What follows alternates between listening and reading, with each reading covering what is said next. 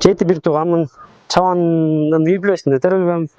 Чабан балаңар на работе, короче. Here you go. Welcome Kyrgyzstan. Я призывал всех туристов и буду призывать к нам. Ачык асман ресторанында кечки тамак. Авлетим жайлоосу деп аталат негизи жалпысынан. Анан Утар конусундамын. Мал зериктирбейт да. Кой кайтарып жүрүп кайрылбай койгондо отуруп алып ыйлайсың. Эмнеге чабандын баласы болуп калдым экен депчи.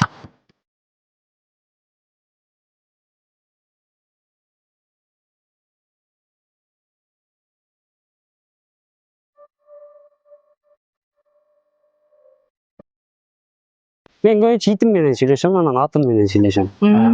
Достор ошолор да. Сонун болгонго жабаттарды өз колу менен терип келиптир, Бандап көрбөйлү, Бисмилла, аны ачып көрөйүн. Кол менен эле сала берейин дедим. Ооба, баштадык, жейли. Терген ошо капталда бутун тайып кетет, ичинен жылан чыгып калышы мүмкүн. Ооба, бирлерде элдер кожага теришет, мал менен чыгышат. Азыр мынакей ушул жерде эле.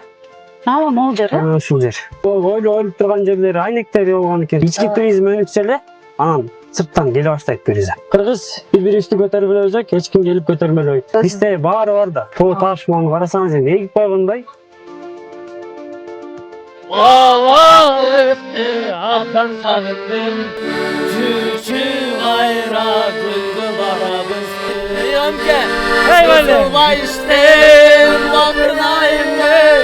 Sırrındın aytım açılayım mı? Sen turmuş kurup ketkenden beri. Жалпыңыздарга салам айтабыз, урматтуу Медиа Ордо YouTube каналынын жалпы көрүүчүлөрү. Сиздер менен амандашып жаткан мен Айсулуу Бекболсун кызы. Ал эми бүгүнкү биздин көрсөтүү өзгөчө болот. Анткени өзүңүздөр акыркы күндөрү көрүп жүргөндөй эле Аксы Жергесинин Авлетим жайлоосундагы Арашан Кежи аттуу Instagram баракчасы менен таанымал Өмүрбек аттуу жигитке келип калдык. Бүгүн ушундай бир жаратылыш коюнунда сонун бир чыгарылыш болот. Андыктан азыр Өмүрбектин жанына келели. Келиңиз, саламатсызбы? Саламатсызбы? Куш келипсиздер. Ооба, сонун экен. Ошол сиздердин жергеңиздерге келип, кененирээк сиз менен да таанышып кетүү максатында жаныңызга келип турабыз. Андыктан азыр бир аз аттарды сейилдеткенче таанышалы, Макул.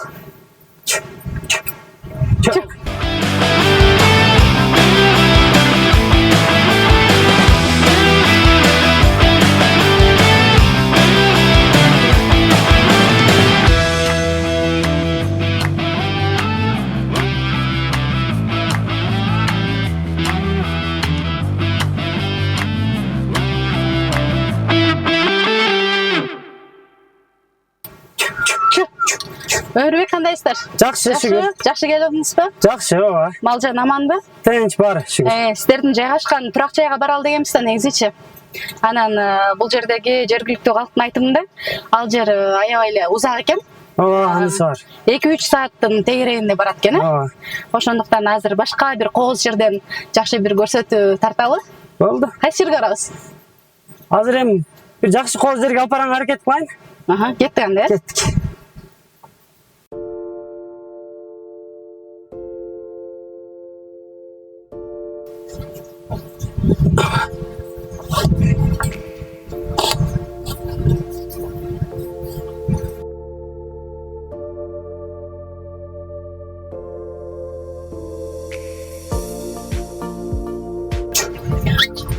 Өмүрбек, ошондо сиз жайгашкан жайлоо эмне деп аталат?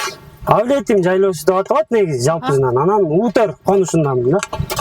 Азыр биз бара турган жак? Азыр бара турган бул чоң жайлоо. Чоң жайлоо, э? Башка жактан келген эс алуучулар көбүнчө кайсы жерге барышат? Чоң жайлоого барышат негизинен баары эле. Анткени машина жолу ушул жакка салынган.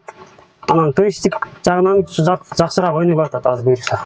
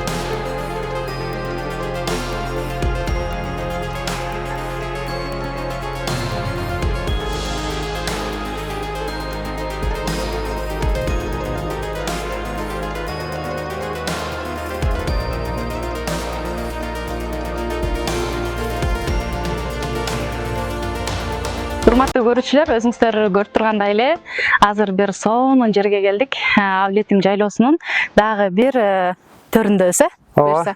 Сиз тааныштырып өтсөңүз бул жерди. Ушул Авлетим чоң жайлоо жалпысынан айтканда. Анан Чалканды конушу. Мурунку ата бабаларыбыздын конуштаган жери. Тарыхый жер, мындайча айтканда. Тарыхый жер, э? Ооба.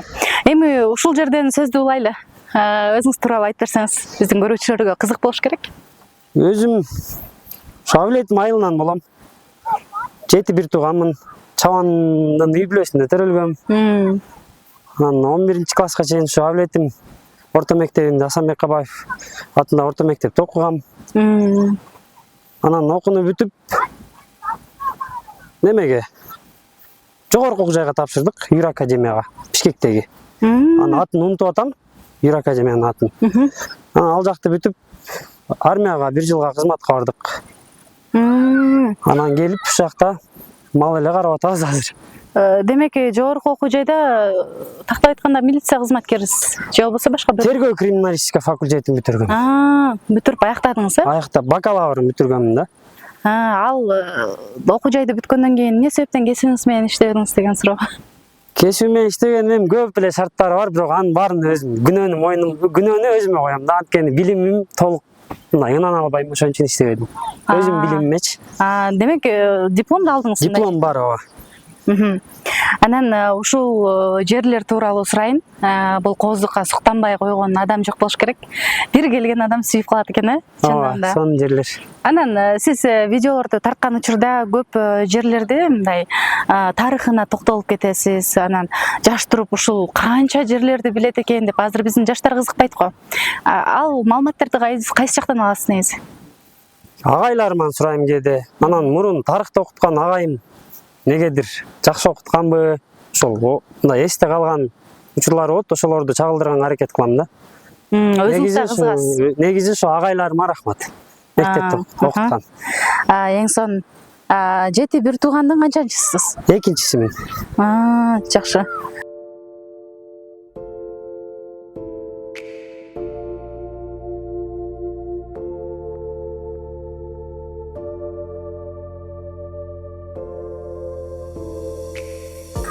Өмүрбек, айтсаңыз, азыркы учурда өзүңүздүн эле жердеп жаткан жериңизди, башкача айтканда, менин чатырым деп көп киргизесиз го. Ошол жерлерди, анан ошол Авлетимдин ичиндеги эле кооз жерлерди Инстаграмга чагылдырып, көпчүлүк көрөрмандарды топтой баштадыңыз да. Ошол нерсени кантип баштап калдыңыз негизи? Бул идея кайсы жактан келди? Ойго деле келбеген болчу, бир киргизип көрөйүн дедим. Анан киргизип көрсөм окшошконсуду. Анан элдердин жакшы сөздөрүн уктум. Ошо менен эргүү болуп башталып кетти. Демек, сиз атайын блогер болоюн деп эмес, өзүңүздүн жериңиздин кооздугун башкаларга жеткирүү максатында гана, э? Блогер болуу билбейм. Азыр деле блогермин деп эсептебейм өзүмдү деле. Бул нерсени тарта баштагандан кийин кандай өзгөрүүлөр боло баштады сизде? Изденүү боло баштады. Китеп окуй баштадым. Азыр китеп окуп баштадым. Анткени маалымат менен тастыкталган маалымат сүйлөбөсөң азыр элдерге жагыш кыйыныраак экен. Анан жан дүйнөм ошол изденүү эле. Сырткы жашоодо ошол эле баягы эле жөнөкөй баламын. Эл ошол эле эл баягы колдогон өзүм айылдаштарым. Башка айырма деле жок ошол. Туризм тармагына негизи кызыгууңуз барбы өзүңүздүн? Ички туризм. Ички туризмге азыр эми колдон келишинче ошо салымын кошконго аракет кылып атам. Анткени биздин жайлоолорду көптөр билбечү экен. Азыр дээрлик Кыргызстандын бардыгы эле билип калды окшойт. Дагы башка өлкөдөн келгендер барбы?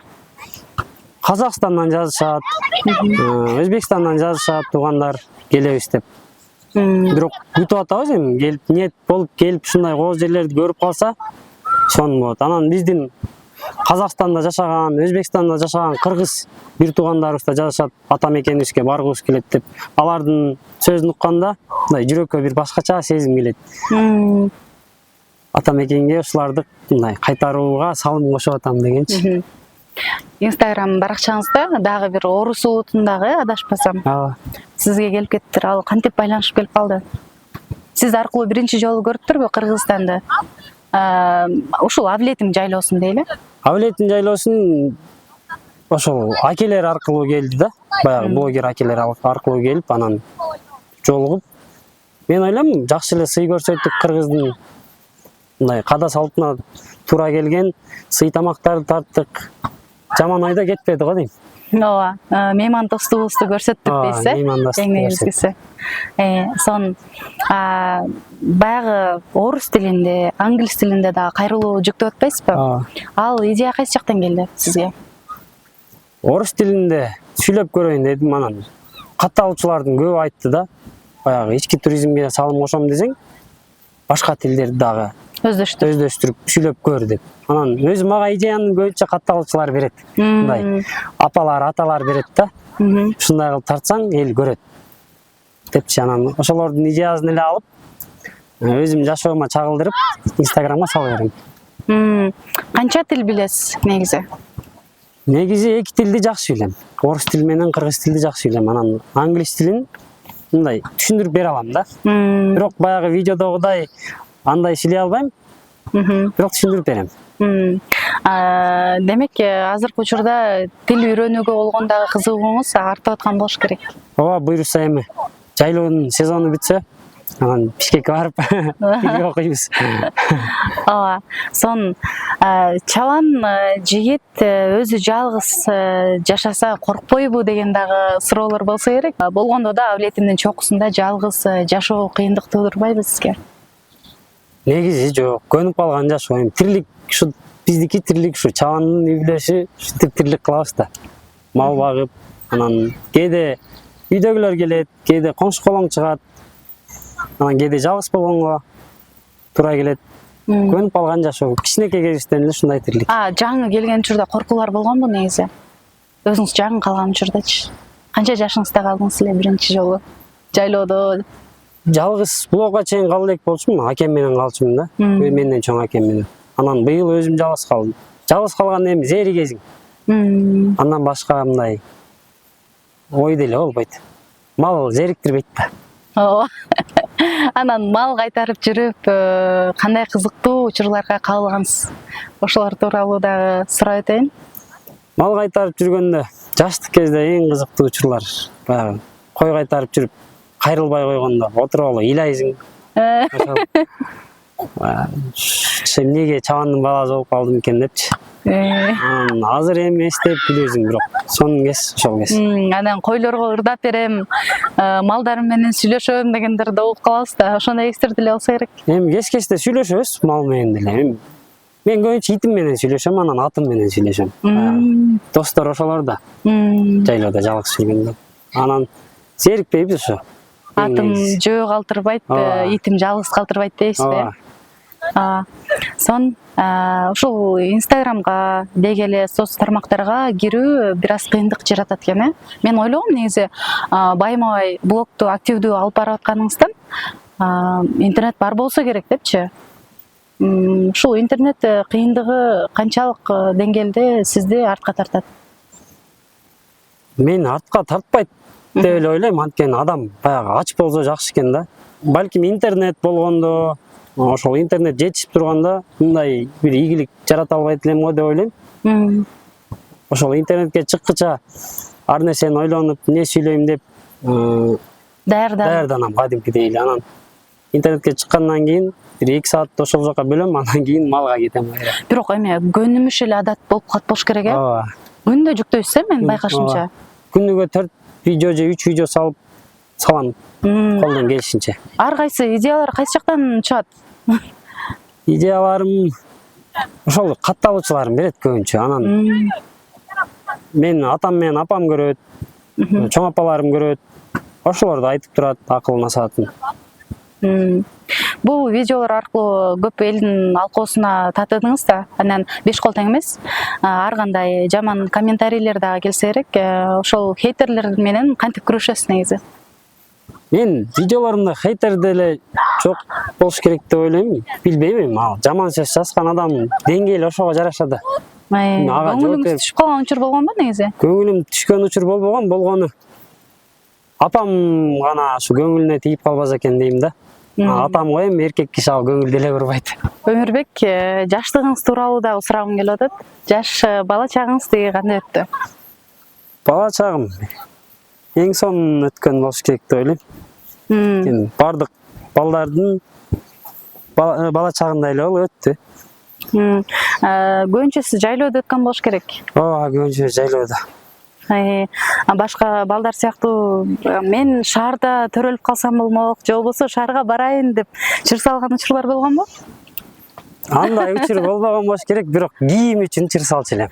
Кийим үчүн? Эмне себептен? Акем баягы чоң болгондуктан кымбат кийим акем алчу эле да. Анан мен кымбат кийим эмес, меники арзан.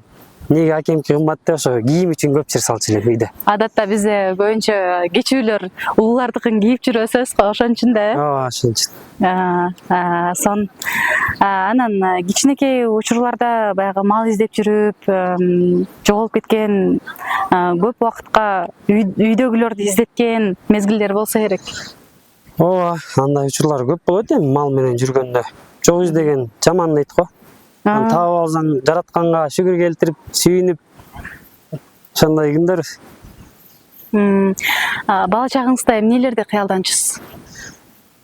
Бала чагымда актер болсом дейт элем. Сон, ал нерсеге дагы деле кызыгуу барбы? Кызыгуу азыр эми кайра жаралды баягы. Үмүт бар да, Кудай кааласа. Эң негизгиси камерага түшүп атканда сизде тартынуу жок, уялуу жок. Анан бир аз актердук чеберчиликти кошуп койсо, сон мыкты актер чыкчу да эле негизи. Буйрса эми, Кудай кааласа. Актер байкелер. Кайрылгыла. Режиссер байкелер. Режиссер байкелер, буйрса.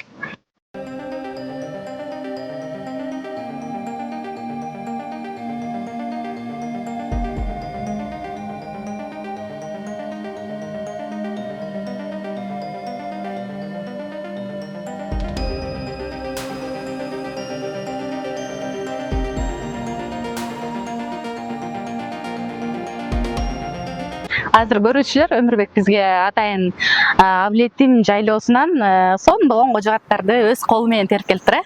Дамдап көрбөйлүбү? Бисмилла, аны ачып көрөлү. Кол менен эле сала берейин эми. Ооба. Бисмилла.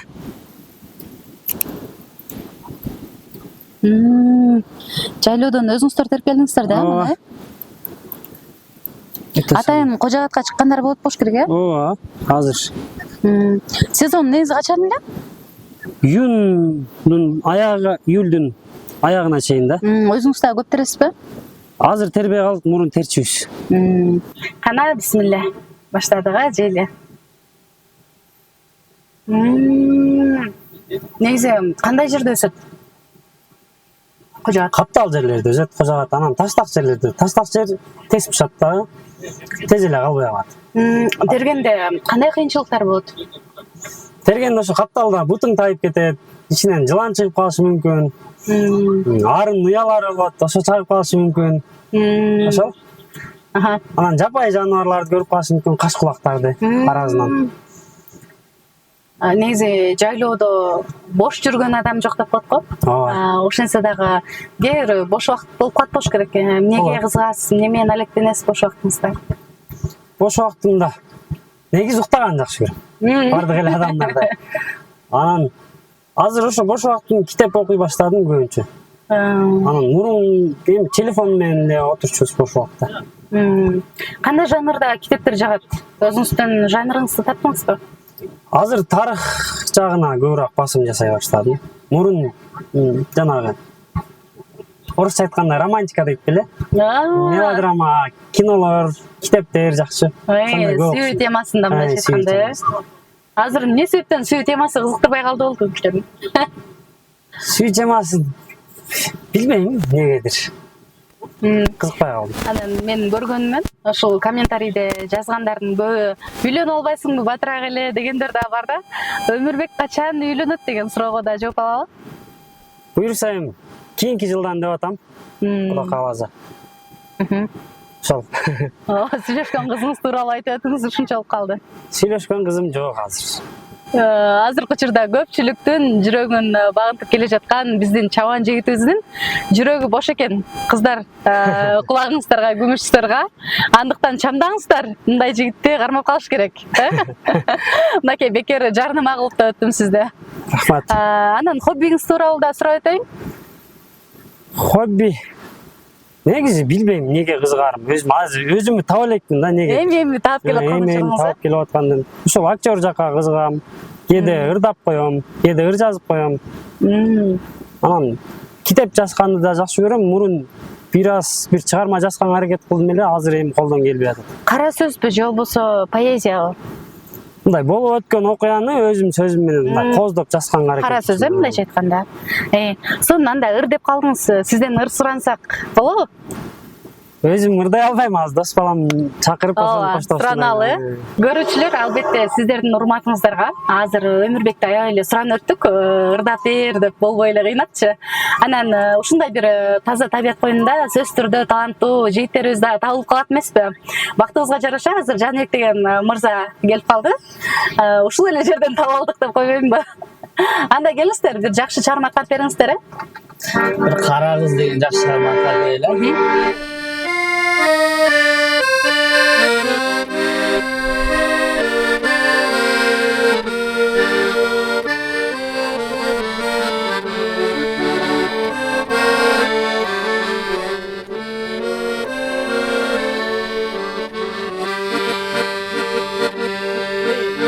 Balabız da anla balabız, kış kış oynup kılgı barabız.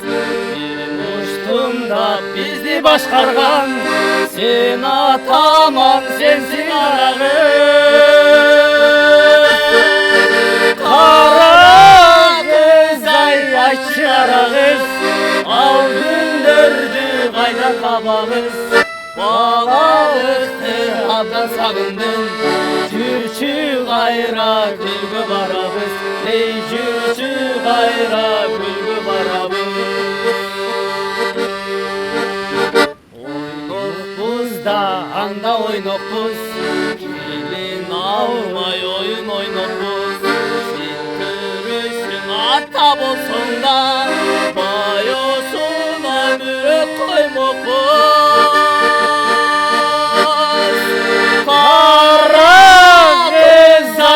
Ayçı kara kız, al gündürdü kaydan tababız.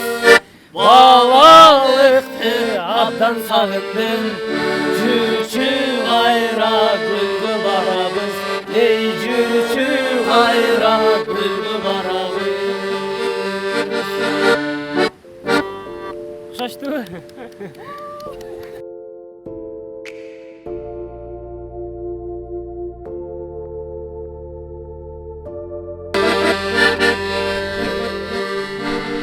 Anteng izleysiz yaşırayın mı?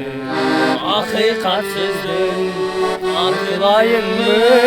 Gün sanam içtin sezimi mutlu, müçösü bandın basılayın mı? Basılayın mı? Sızılbay içtin batınayın mı? Sırındın aytıp açılayın mı? Sen durmuş kurup ketkenden beri kıynalıp жүрüm bakırayın mı? Kıynalıp жүрüm ay bakırayın mı?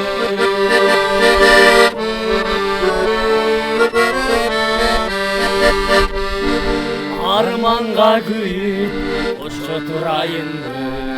Azapka süyüp dost durayın mı? Barkına jetip cebir süy albay, başkan özüngö okşoş durayın mı? Okşop durayın mı? Sızılbay içten batınayın mı? Sırındın aytıp açılayın mı? Sen turmuş kurup ketkenden beri kıynalıp жүрüm bakırayın mı? Kıynalıp жүрüm ay bakırayın mı? Ömke Hey böyle. Kızılay işten bakınayım mı? Sırrından aytıp açılayım mı? Sen turmuş kurup ketkenden beri kıynalıp жүрüm bakırayım mı? Kıynalıp жүрüm ay bakırayım mı?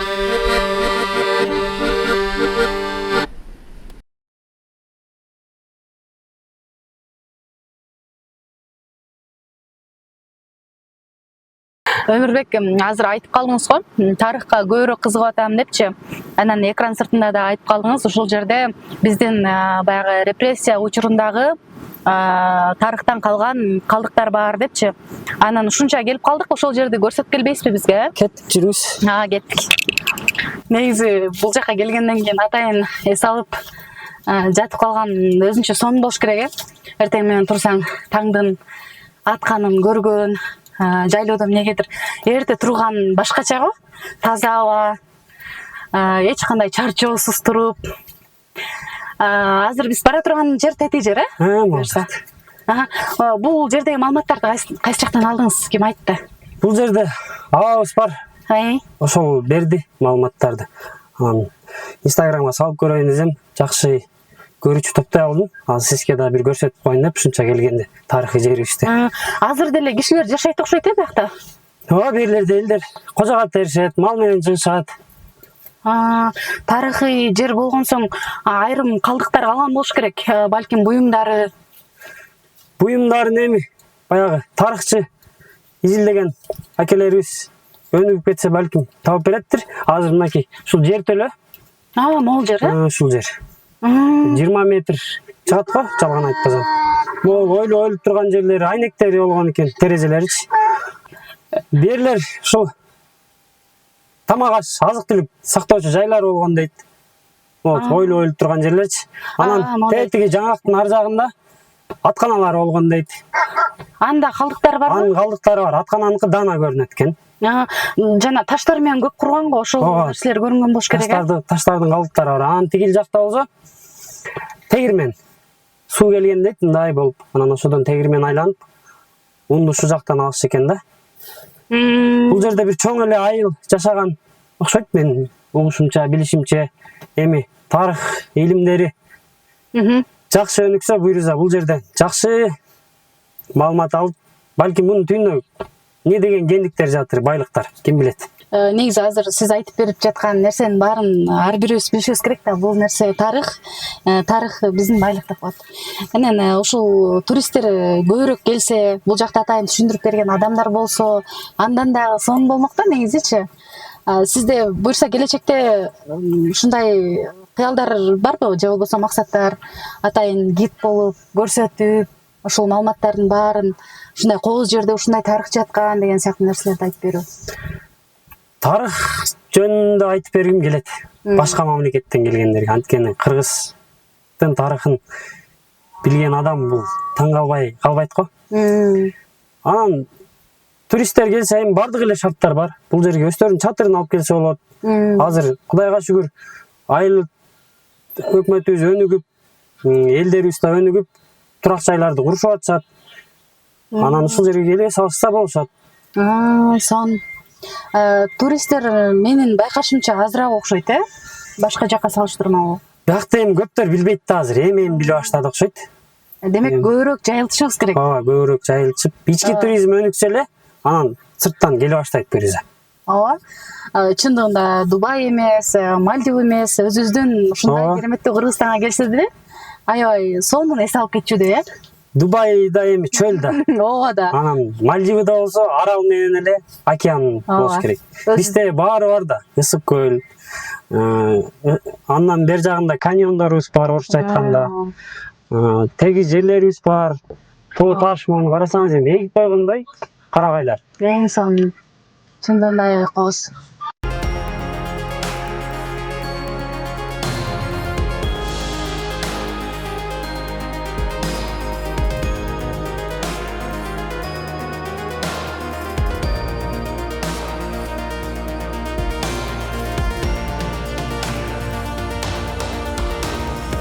Маданият тармагына салым кошуп, Досмек Оз азыр Гүлбү Ораскол кызынын эжебиздин ырын ырдап беребиз. Кайсырын? Ортом чүбүзгөс. Кеттик андан эмес.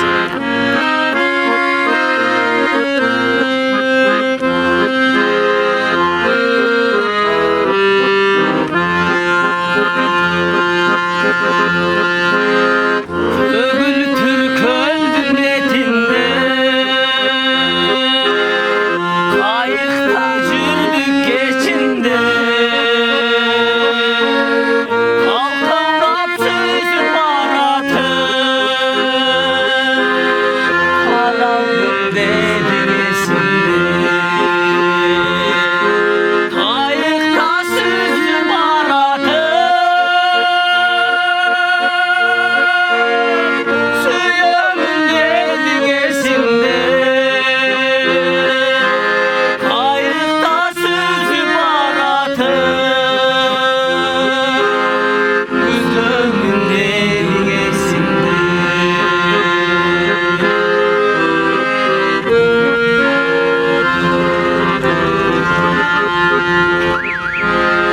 Geçigi künderesinde,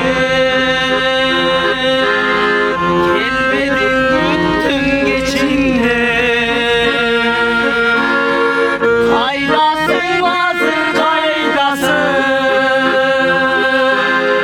elesin tora desinde. Kaydasın hazır kaydasın,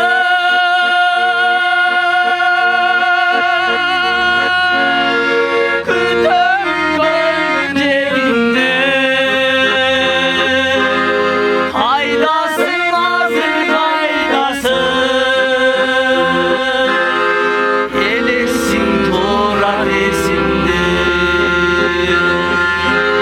Elesin tora desinde.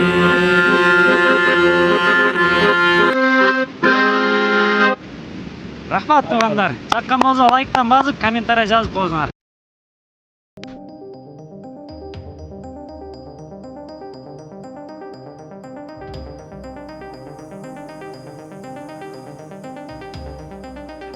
Өнүрбек, бүгүнкү көрсөтүү негизи бүгүнкү чыгарылыш дээрлик көпчүлүк бөлүгү туризм тармагында болду окшойт, Анан азыркы учурда биздин Кыргызстанда туризм тармагын кандай багытта өнүктүрүш керек? Сиздин жеке оюңузду да сурагым келип атат. Мен жаранды коюм эми. Жолдорду гана оңдош керек. Бизге шарт түзүүнүн кереги жок. Анткени чет жактан келген туристтер ушундай жашоого кызыгат да. Баягы карантинден кийин эл баягы орусча айтканда пафоска андай эле кызыкпай калды. Жөнөкөй ушундай карапайым жашоого кызыгып калышты да. Анан ошол жол оңдолсо эле.